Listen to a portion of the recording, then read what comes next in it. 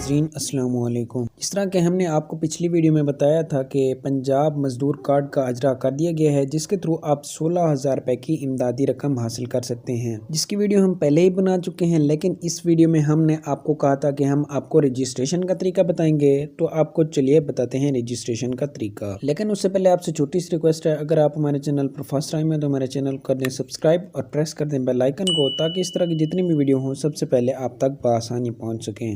محترم ناظرین، تو بنا ٹائم ویسٹ کیے چلتے ہیں ویڈیو کی جانب۔ ہے پیسے تحفظ۔ سب سے پہلے جو ایپ آئے گی آپ کے سامنے، آپ نے اس کو ڈاؤن لوڈ کر لینا ہے۔ ڈاؤن لوڈ کرتے ہی آپ کے سامنے اس طرح سے یہ ڈاؤن لوڈ ہو جائے گی۔ ڈاؤن لوڈ ہونے کے بعد آپ نے اس کو کر لینا ہے اوپن۔ اوپن کرتے ہی آپ کے سامنے کچھ اس طرح سے یہ اوپن ہو جائے گی۔ یہ اوپر والا جو حصہ ہے یہ ان افراد کے لیے جو کہ آلریڈی اس میں اہل ہیں، وہ اس کے ذریعے اپنا آئی ڈی کارڈ نمبر لکھ کر اور جو پاسورڈ ہے وہ لکھ کر اپنی اہلیت معلوم کر سکتے ہیں۔ لیکن ایسے افراد جو کہ فرسٹ ٹائم رجسٹریشن کر رہے ہیں تو ان کو نیچے ادھر سے مل جاتا ہے do not have account registered, English میں بھی مل جاتا ہے اور اردو میں بھی مل جاتا ہے کہ کیا آپ کا اکاؤنٹ نہیں ہے رجسٹر کریں، تو ہم اس پہ کلک کریں گے۔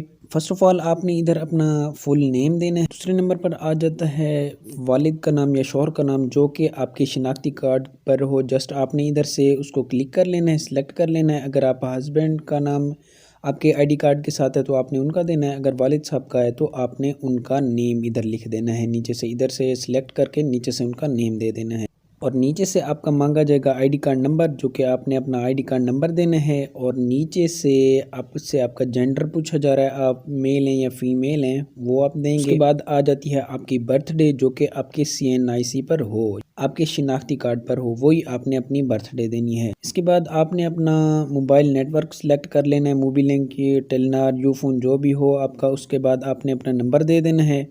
اس کے بعد آپ نے اپنے ضلع کا نیم دینا ہے۔ اس کے بعد اپنی تحصیل کا نیم لکھنا ہے۔ ادھر آپ نے اپنی ای میل دینی ہے جو بھی آپ کی ای میل ہو۔ اس کے بعد آ جاتا ہے آپ کا پاسورڈ۔